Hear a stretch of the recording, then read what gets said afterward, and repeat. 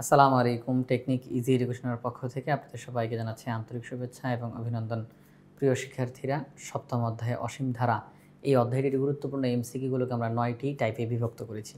প্রতিটি টাইপে থাকা এমসিকিউগুলো আমরা সমাধান করে দিয়েছি। সেই ধারাবাহিকতায় আজকের এই পর্বে টাইপ 4 অসীম ধারার আংশিক বা n সংখ্যক পদের সমষ্টি নির্ণয় এই সংক্রান্ত যেই এমসিকিউগুলো বিগত বছরগুলোতে বিভিন্ন বোর্ডে এসেছে আমরা সেগুলো সমাধান করব।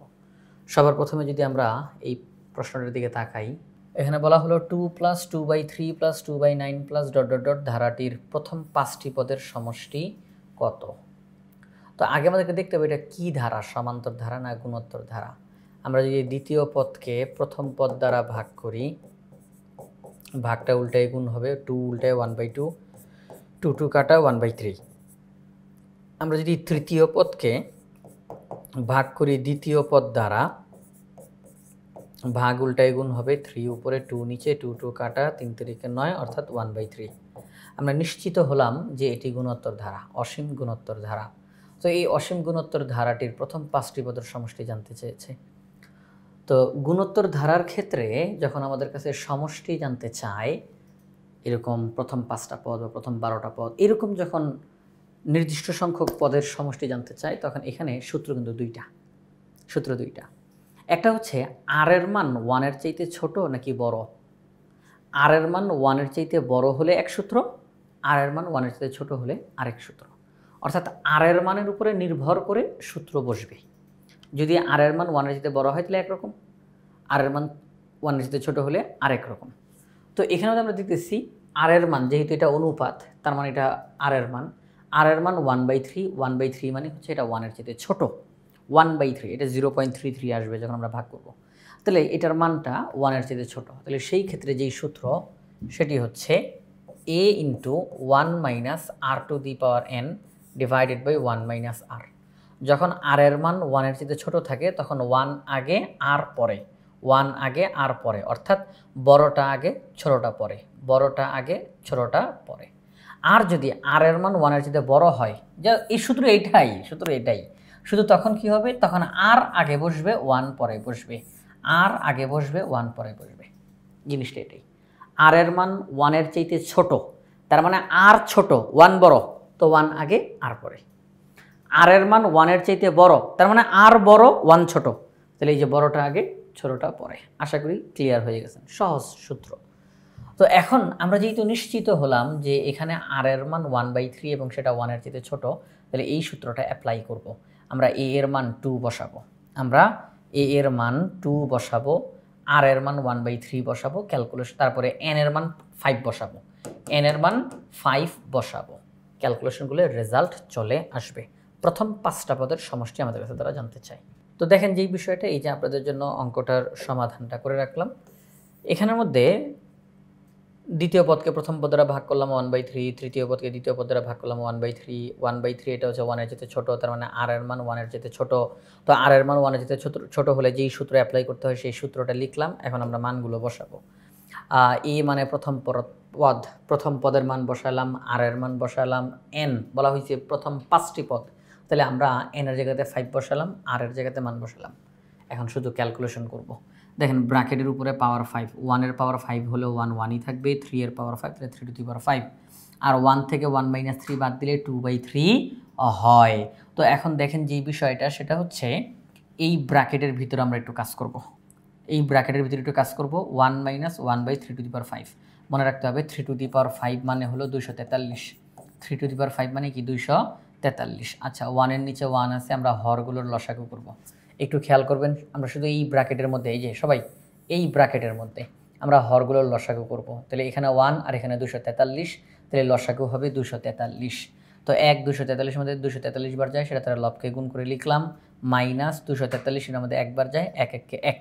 ওকে, এই যে ভাগ চিহ্নটা আপনারা দেখতেছেন, ভাগ চিহ্নকে উল্টাই দিলে হবে গুণ, তো ভাগের পরে যেটা আছে সে উল্টায় যাবে। ভাগ চিহ্নটা উল্টাই দিলে হবে গুণ, তো ভাগের পরে যেটা আছে সেটা উল্টায়া যাবে। তাহলে 2/3 উল্টাই গিয়ে 3/2, 2 কাটা যাবে। তাহলে আমাদের সামনে থাকলো 243 থেকে 1 বিয়োগ করলে 242, নিচে 243, আর পাশে 3 গুণাকারে আছে, 3 দিয়ে আবার 243কে কাটাকাটি করা যায় 81, তাহলে আমরা আলটিমেটলি রেজাল্ট পেলাম উপরে 242 নিচে 81, উপরে 242 নিচে 81। তাহলে আমরা বলতে পারি আমাদেরকে তারা যেই ধারাটি দিয়েছিল সেই ধারাটির প্রথম 5টা পদ, প্রথম দ্বিতীয় তৃতীয় চতুর্থ পঞ্চম, প্রথম 5টা পদের সমষ্টি হচ্ছে 81 ভাগের 242, 242 ডিভাইডেড বাই 81। এটি হচ্ছে ক নম্বর প্রশ্নের সমাধান। এটি আমাদের এখানে ঘ নম্বর অপশনে রয়েছে। তাহলে আমরা বলতে পারি ঘ নম্বর অপশনটা হচ্ছে সঠিক উত্তর। 36 নম্বর প্রশ্নে 8 + 2 + হাফ + 1/8 + 1/32 + ... ধারাটির প্রথম 5টি পদের সমষ্টি কত জানতে চাওয়া হয়েছে। তো আগে আমাদেরকে দেখতে হবে এই ধারাটি সমান্তর ধারা নাকি গুণোত্তর ধারা। তো আমরা প্রথমে এটা দেখব। তো আমরা চলেন নোটের মধ্যে অঙ্কটা করে দেখাই আপনাদেরকে। দেখেন যে বিষয় সেটা হচ্ছে দ্বিতীয় পদকে প্রথম পদ দ্বারা ভাগ করলে 1/4 আসে, তৃতীয় পদকে দ্বিতীয় পদ দ্বারা ভাগ করলে 1/4 আসে। তার মানে এখানে অনুপাত সমান্তর, এটা গুণোত্তর ধারা আমরা বুঝে গেলাম। তো এখানে আর এর মান 1/4, আর এর মানের উপরে নির্ভর করে সূত্র বসে আপনারা জানেন। তো আর এর মান যেহেতু 1/4, 1 এর চেয়ে ছোট, আর এর মান যেহেতু 1 এর চেয়ে ছোট, সুতরাং এই সূত্রটা বসবে a * 1 - r⁴n divided by 1 - r। আমরা এখন শুধু মান বসাবো, ক্যালকুলেশন করব। দেখেন a মানে প্রথম পদ হচ্ছে 8 বসাইলাম, আর এর মান 1/4, পাওয়ার হিসাবে 5 বসবে। কেন? কারণ বলা হয়েছে প্রথম 5টি পদের সমষ্টি, তাহলে n এর মান 5। তারপরে সামনে আগাই, সেটি হচ্ছে 1 এর পাওয়ার 5, তো 1ই থাকবে, 4⁵ আর নিচে 1 থেকে 1/4 মাইনাস করলে 3/4। এখন 1 - 1/4⁵, আমরা এখানেতে হরগুলোর লসাগু করতে পারি। দেখেন 1 এর নিচে মনে মনে 1 আছে, তো 1 আর 4⁵ এর লসাগু 4⁵, 1 4⁵ বার যায় তাহলে সেটা উপরে বসবে, আর 4⁵ একবার যায় তাহলে 1 একে 1 বসবে। Normal calculation. এখন আমরা দেখতেছি এই যে ভাগ চিহ্নটা, এই ভাগ চিহ্নের উপরের অংশটাকে আমরা লিখে ফেলব। ভাগ চিহ্নের উপরের অংশটাকে আমরা লিখে ফেললাম। হ্যাঁ, ভাগ চিহ্নের উপরের অংশটা লিখলাম। এরপরে ওই যে ভাগ চিহ্নটা দেওয়া, এই যে ভাগ চিহ্নটা যে আপনারা দেখতেছেন, এই ভাগ চিহ্নর এটাকে উল্টাই দিলে গুণ হয়ে যাবে। ভাগ চিহ্নকে উল্টে দিলে গুণ হবে। আমি আবারও বলতেছি, ভাগ চিহ্নের উপরে যেই ভগ্নাংশটুকু আছে আমরা তাকে লিখলাম। এবার ভাগ চিহ্নকে উল্টাই দিলে হবে গুণ, লিখলাম। ভাগ চিহ্নের নিচে যেটা আছে সেটা এখন উল্টায় যাবে, কারণ ভাগকে উল্টাইলে গুণ হয়, আমরা সেটা লিখেছি। ভাগকে উল্টাইলে গুণ হয়, আমরা সেটা লিখেছি।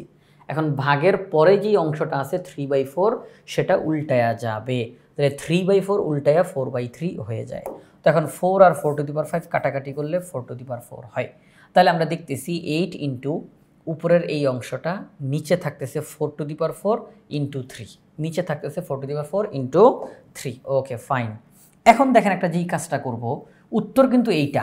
সবাই একটু খেয়াল করি, উত্তর কিন্তু এইটা, 8 ইন্টু 4⁵ - 1 ডিভাইডেড বাই 4⁴ ইন্টু 3। আর কি ক্যালকুলেশন করবো, এটা তো উত্তর। কিন্তু ঘটনা হচ্ছে এই উত্তরটা আমাদের অপশনে নাই, এই উত্তরটা অপশনে নাই। তাহলে কি আমরা যা অঙ্কটা করলাম সেটা কি ভুল হয়ে গেছে? না, সেটা ভুল হয় নাই। এখানের মধ্যে যে অপশনগুলো দেওয়া আছে প্রত্যেকটার মধ্যে দেখেন ভিত্তি 2 দেওয়া আছে। তার মানে আমরা যে অঙ্কটা করতেছি এখানে আমরা ভিত্তি হিসেবে 4 আনছি। এই যে দেখেন ভিত্তি হিসেবে 4 এসেছে, কিন্তু অপশনগুলোর মধ্যে ভিত্তি হিসেবে 2 রয়েছে। তাহলে এই 4কে 2 বানানো দরকার, এই 4কে 2 বানানো দরকার। কিভাবে করে বানানো যেতে পারে? দেখেন একটা 4কে আমরা লিখতেই পারি 2 স্কোয়ার, লিখতে পারি কি না? তাহলে এই 4 এর বদলে আমরা লিখলাম 2 স্কোয়ার, বাহিরে পাওয়ার হিসাবে 5। এই 4কে আমরা লিখলাম 2 স্কোয়ার, বাহিরে পাওয়ার হিসাবে 4। ভিত্তি হিসাবে 2 আনতে হবে, বাকি সব কিছু যা খুশি তা থাকুক, ভিত্তি হিসাবে আমার 2 লাগবে। তাহলে এই 4 এটা ভিত্তি, তাকে আমি লিখলাম 2 স্কোয়ার। এই 4 এটা ভিত্তি, আমি তাকে লিখলাম 2 স্কোয়ার। বাহিরের 4কে কিন্তু কিছু করি নাই। আচ্ছা, ওকে, ফাইন। তো এখন দেখেন যে বিষয়টা আমাদের অঙ্ক কমপ্লিট হয়ে গেছে। কিভাবে করে? পাওয়ারে পাওয়ারে গুণ হয় 5 × 2 = 10, পাওয়ারে পাওয়ারে গুণ হয় 4 × 2 = 8। তাহলে আমরা দেখতেছি এখানে আমাদের আলটিমেটলি যেই রেজাল্টটা বের হলো 8 ইন্টু 2⁻10 - 1 ডিভাইডেড বাই 2⁸ ইন্টু 3। কী রেজাল্ট পেলাম? 8 ইন্টু 2⁻10 - 1 ডিভাইডেড বাই 2⁸ ইন্টু 3। অর্থাৎ কিছুক্ষণ আগে যেই রেজাল্টটা বের হয়েছিল সেটাই এটা, চেহারা একটু পরিবর্তন হয়েছে। এখানে আমাদের ভিত্তি হিসাবে 4 ছিল আর ওখানে ভিত্তি হিসাবে 2 আছে। এই জন্য দেখেন পাওয়ারের মধ্যেও কিন্তু তফাৎ হয়েছে। তো এই হয়েছে বিষয়। আমাদের এখানে যেই প্রশ্নটা দিল, প্রশ্নটা একটুখানি বড়ই হয়ে গেছে, কিছু করার নাই, যা দিয়েছে তার সমাধান করেছি আমরা।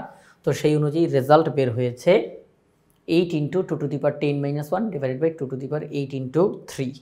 এটা আমাদের এখানে খ নম্বর অপশানে রয়েছে, তাহলে এটি হচ্ছে সঠিক উত্তর। আমরা এবার পরবর্তী প্রশ্নে যাই, 37 নম্বর প্রশ্ন। এখানে আমাদের একটা ধারা দেওয়া হয়েছে, অসীম ধারা। ধারাটার প্রথম 5 পদের সমষ্টি, প্রথম 5টি পদের সমষ্টি জানতে চেয়েছে। তো একই সিস্টেমে অঙ্ক হবে, আশা করি এখন আর বেশি ব্যাখ্যা দিতে হবে না। একই সিস্টেমে দ্বিতীয় পদকে প্রথম পদ দ্বারা ভাগ, তৃতীয় পদকে দ্বিতীয় পদ দ্বারা ভাগ। তো দেখেন এই যে আপনাদের সামনে অঙ্কটা নিয়ে আসলাম। তো আমরা দ্বিতীয় পদ হিসাবে এখানে আছে 1/3, প্রথম পদ 1। তো দ্বিতীয় পদকে প্রথম পদ দ্বারা ভাগ করলাম, তৃতীয় পদকে দ্বিতীয় পদ দ্বারা ভাগ করলাম, রেজাল্ট 1/3, অনুপাত সমান। তো আর এর মান 1-এর চেয়ে ছোট, এই মানগুলো 1-এর চেয়ে ছোট। তাহলে সেই হিসেবে আমরা এখন সূত্র বসাবো। বলা হয়েছে প্রথম 5টি পদের সমষ্টি বের করো। এটা সময় লাগবে না, প্রথম 5টি পদের সমষ্টি বের করো। আমরা এ এর মান, আর এর মান, এন এর মান সব মান বসিয়ে দিয়েছি যা যা আমাদের জানা আছে। এবার আমরা উপরে হরগুলোর লসাগু করে ক্যালকুলেশন করলাম। কিছুক্ষণ আগে ওই ধরনের একটা অঙ্ক করেছি আমরা। তো উপরে আসলো 242, নিচে 243, আর একদম নিচে 2/3। তো আমরা এই যে ভাগ চিহ্নের উপরের যেই অংশটা, ভাগ চিহ্নের উপরের যেই অংশটা তাকে লিখলাম 242 ডিভাইডেড বাই 243। ভাগ চিহ্নকে উল্টাই দিলে হয় গুণ, ভাগ চিহ্নকে উল্টাই দিলে হয় গুণ। তো ভাগের পরে যেটা আছে 2/3 তাকে আমরা এখন উল্টাই দিব। ভাগ চিহ্নের উপরে যা আছে তাকে লিখলাম, ভাগকে উল্টাইলে হয় গুণ, ভাগের পরে যেটা আছে তাকে আমরা এখন উল্টাই লিখলাম। 3টা উপরে 2টা নিচে, কাটাকাটি করা যায়। 3 243-এর মধ্যে 81 বার যায়, 2 242-এর মধ্যে 121 বার যায়। তাহলে উপরে 121, নিচে 81, উপরে 121, নিচে 81। তাহলে আমাদেরকে তারা যেই ধারাটা দিল,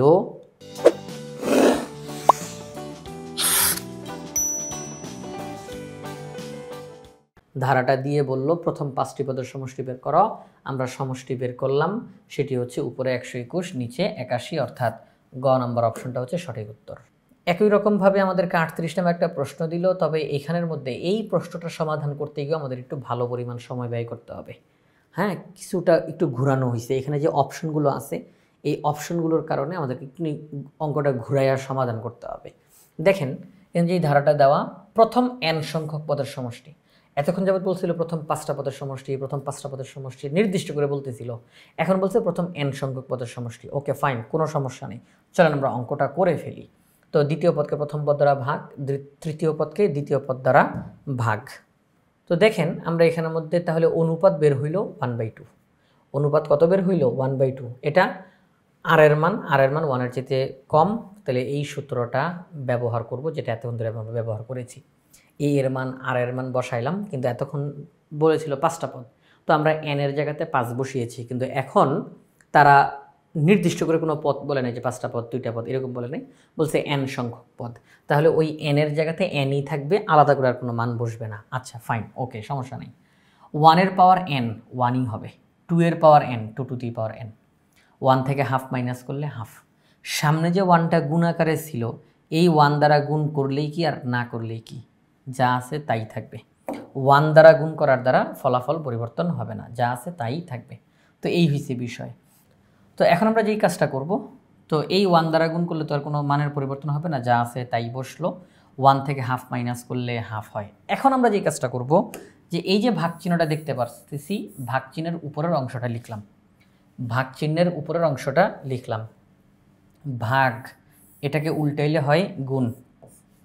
তাহলে ভাগের পরে যা আছে সেটাও উল্টাবে, ভাগের পরে যা আছে সেটা উল্টাবে। এই হাফ উল্টায়া হয়ে যাবে 2, কারণ হাফ উল্টানো মানে কি, 2 উপরে উঠা 1 নিচে নামা। আচ্ছা, তাহলে ভাগের উপরের অংশটা লিখলাম, ভাগকে উল্টাইলে হয় গুণ, ভাগের পরের যে অংশটা সেটা উল্টায়া যাবে। আচ্ছা ঠিক আছে। এখন দেখেন এই ব্র্যাকেটের সাথে যে 2 গুণ আকারে আছে, তার মানে এই 2 দ্বারা 1কে গুণ, 2 দ্বারা এটাকে গুণ। তাহলে 2 1-কে 2, আবার 2 দিয়ে এটাকে গুণ দিলে 2 divided by 2 to the power n, অর্থাৎ 2 দিয়ে গুণ করলাম এই ব্র্যাকেটকে। তো এখন আমরা আসল কাজটা করব, সেটা কি? সেটা হচ্ছে 2 minus 2 divided by 2 to the power n। দেখেন যে বিষয়টা, সেটা হচ্ছে এই জায়গাটার মধ্যে একটু তাকাই, সবাই একটু তাকাই। উপরে 2 আছে, একটা 2, আর নিচে 2 টু দি পাওয়ার n। তো এই জিনিসটাই এখানে আমাদের লেখা হলো 1 divided by 2 to the power n minus 1। কীভাবে করে লেখা হলো, কেন লেখা হলো? কারণটা হচ্ছে একটু সংখ্যা দিয়ে বুঝাই। মনে করেন এই যে এই জিনিসটা যদি এরকম থাকতো 2 ডিভাইডেড বাই 2 টু দি পাওয়ার 4, একটু খেয়াল করি 2 ডিভাইডেড বাই 2 টু দি পাওয়ার 4, তখন আমরা কি বলতাম যে এই যে একটা 2 আর এখানের মধ্যে 2 আছে 4টা, এখানে 2 কয়টা আছে 4টা, কাটাকাটি করলে 2 টু দি পাওয়ার 3, কাটাকাটি করলে 2 টু দি পাওয়ার 3, উপরের একটা 2 আর নিচে 4টা 2 আছে, কাটাকাটি করে 3টা 2 হয়ে যাবে। তো এই যে 3টা 2 হয়ে যাওয়া, এটাকে আপনি কিভাবে করে লিখতে পারেন? উপরে কোনো কিছু নাই তার মানে 1, উপরে কোনো কিছু নাই তার মানে কি 1, আর নিচে একটা 2 কমে গেছে, তাহলে আমরা লিখতে পারি 2 টু দি পাওয়ার 4 মাইনাস 1। আপনি তো 3 লিখতেন তাই না? আপনি 3 লিখতেন না, কিন্তু এখন আপনি কি লিখতে পারেন 2 টু দি পাওয়ার 4 মাইনাস 1, মানে একটা 2 কমে যাবে। কিছুক্ষণ আগে যা ছিল এখন একটা কমে যাবে, 2 টু দি পাওয়ার 4 এর জায়গায় এখন হয়ে যাবে 2 to the power 4 minus 1, 2 to the power 4 minus 1, মানে একটা 2 কমে গেল। যদি এরকম হইতো যে 2 আর নিচে হচ্ছে 2 টু দি পাওয়ার 7, তো আপনি কি করলেন 2 দিয়ে এটাকে কাটলেন, তাহলে 2 টু দি পাওয়ার 6, তাই তো 2 টু দি পাওয়ার 6। আপনি এটাকে কি লিখতে পারেন যে উপরে কিছু নাই তার মানে 1, আর নিচে কিছুক্ষণ আগে ছিল পাওয়ার হিসাবে 7, এখন একটা 2 কমে গেছে, একটা 2 কমে গেছে, ওই যে 2 টু দি পাওয়ার 6 না, 2 টু দি পাওয়ার 7 মাইনাস 1 মানে তো এটাই বোঝানো হয় যে একটা 2 কমে গেল, একটা 2 কমে গেল।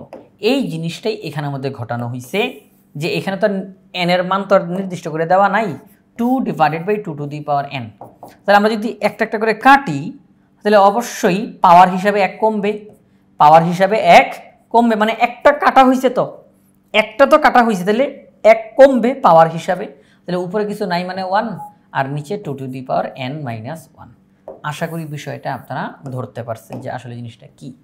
তো এই জিনিসটাই আমাদের অপশনের মধ্যে দেওয়া আছে, এটা দেওয়া নাই, এইটা আমাদের অপশনে দেওয়া রয়েছে 2 minus 1 divided by 2 to the power n minus 1। তো এটি আমাদের অপশনে আমরা দেখতেছি 2 minus 1 by 2 to the power n minus 1, ঘ নাম্বার অপশনে রয়েছে। তো এটি হচ্ছে সঠিক উত্তর। আমাদের পরবর্তী প্রশ্নে বলা হলো -5 + 5 -5 + 5 মাইনাস ডট ডট ডট এই ধারাটির প্রথম 2n - 1 সংখ্যক পদের যোগফল কত? খুবই মজার, খুবই সহজ। এতক্ষণ যাবত যে এমসিগুলো আপনারা দেখলেন অনেক সময় লাগছে, লম্বা লম্বা অনেক সময়, অনেক ক্যালকুলেশন। এগুলো খালি দেখবেন আর উত্তর করে দিবেন, দেখবেন আর উত্তর করে দিবেন, খুবই সহজ। এখানের মধ্যে আমরা যখন দেখব যে একই সংখ্যা বারে বারে আছে, একটা ধারার মধ্যে একই সংখ্যা বারে বারে, তবে চিহ্নটা ভিন্ন ভিন্ন, চিহ্নটা ভিন্ন ভিন্ন, একই সংখ্যা বারে বারে কিন্তু চিহ্ন ভিন্ন ভিন্ন, একবার বিয়োগ একবার যোগ, একবার বিয়োগ একবার যোগ, একই সংখ্যা বারে বারে তবে চিহ্ন বারে বারে পাল্টানো হয়েছে, তখন আমরা দেখব কয়টি পদের যোগফল বের করতে বলা হয়েছে। প্রথম কয়টি পদের যোগফল বের করতে বলা হয়েছে। যদি দেখি জোড় সংখ্যক পদের সমষ্টি বের করতে বলছে, ফলাফল হবে 0, ফলাফল হবে 0। আর যদি দেখি যে বিজোড় সংখ্যক পদের সমষ্টি বের করতে বলছে, তাহলে একদম প্রথম পদে যা ছিল ওইটাই হচ্ছে ফলাফল। আবারও বলতেছি, যখন আমরা দেখব একই সংখ্যা বারে বারে এবং চিহ্ন একটার পর একটা বারবার খালি চিহ্ন পাল্টানো হয়েছে, একবার যোগ একবার বিয়োগ, একবার যোগ একবার বিয়োগ, চিহ্ন বারে বারে পাল্টানো হয়েছে, তখন আমরা দেখব প্রথম কয়টি পদের সমষ্টি বের করতে বলছে, জোড় সংখ্যক পদের সমষ্টি নাকি বিজোড় সংখ্যক পদের সমষ্টি। যদি দেখি জোড় সংখ্যক পদের সমষ্টি বের করতে বলছে তাহলে হবে 0, আর যদি দেখি বিজোড় সংখ্যক পদের সমষ্টি বের করতে বলছে তাহলে হবে একদম প্রথম পদে যেটা ছিল সেটা। যেমন দেখেন এখানের মধ্যে বলা হলো যে এই ধারাটার প্রথম 2n - 1 সংখ্যক পদের যোগফল। এখন 2n দ্বারা কিন্তু সবসময় জোড় সংখ্যাকে বোঝানো হয়, 2n দ্বারা জোড় সংখ্যাকে বোঝানো হয়, কারণ আপনি n এর মান হিসাবে যাই বসান না কেন, আপনি n এর মান দ্বারা আপনি যদি এখানের মধ্যে n এর মান 1, n এর মান 2, n এর মান 3 অর্থাৎ স্বাভাবিক সংখ্যাগুলো যদি বসান তাহলে দেখবেন জোড় সংখ্যা আসবে। কি সংখ্যা আসবে? জোড়। n এর মান হিসাবে স্বাভাবিক সংখ্যাগুলো বসাইলে জোড় সংখ্যা চলে আসবে।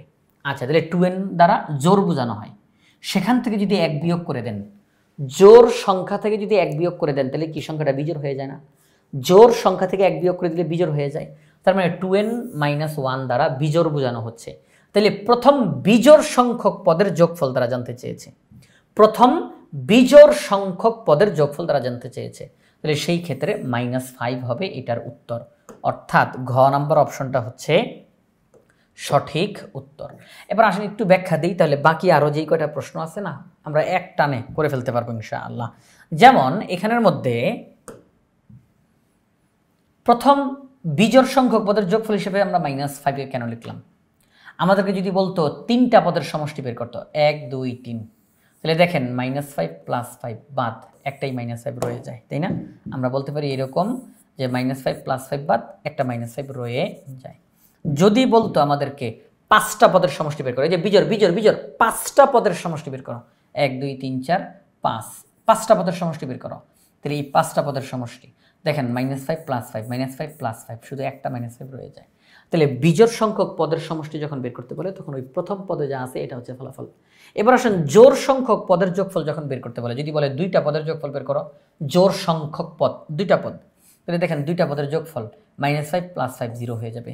যদি বলে 4টা পদের যোগফল বের করো, যদি বলে 4টা পদের সমষ্টি বের করো, তাহলে কি হবে দেখেন -5 + 5 -5 + 5 0, তাহলে জোড় সংখ্যক পদের সমষ্টি বের করতে বললে ফলাফল হয়ে যাবে 0। এটা এক ধরনের মুখস্থ করার মতোই হয়ে গেল। তো এখন দেখেন পরবর্তী যেই প্রশ্ন -7 + 7 -7 + 7, তার মানে আমি দেখতেছি একই সংখ্যা বারে বারে, চিহ্নটাও বারে বারে পাল্টানো হচ্ছে। প্রথম 2n + 1 সংখ্যক পদের যোগফল বের করো।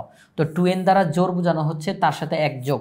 আচ্ছা, জোড় সংখ্যার সাথে যদি 1 যোগ করা হয় তাহলে এটা বিজোড় হয়ে যায়, তাহলে বিজোড় সংখ্যক পদের যোগফল বের করতে বলেছে, তাহলে সেই ক্ষেত্রে হবে প্রথম যেই পদটা অর্থাৎ -7।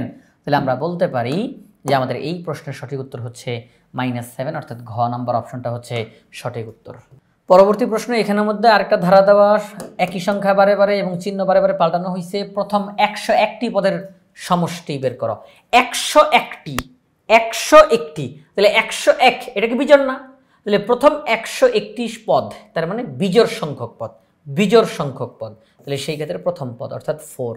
তাহলে আমরা বলতে পারি এই প্রশ্নের সঠিক উত্তর হচ্ছে ক নম্বর অপশনে থাকা 4। পরবর্তী প্রশ্ন একই রকমের প্রশ্ন, এখানে বলা হলো 2n + 2 অর্থাৎ জোড়, কারণ 2n দ্বারা জোড়, তার সাথে আবার জোড় সংখ্যায় যোগ করা হয়েছে, তাহলে জোড়ই থাকবে। 2n দ্বারা জোড় বোঝানো হয়, তার সাথে আবার জোড় সংখ্যা যোগ করা হয়েছে, তাহলে এটা দ্বারা জোড়কেই বোঝানো হবে। তাহলে জোড় সংখ্যা যেহেতু, তাহলে হবে গিয়ে 0। কি হবে?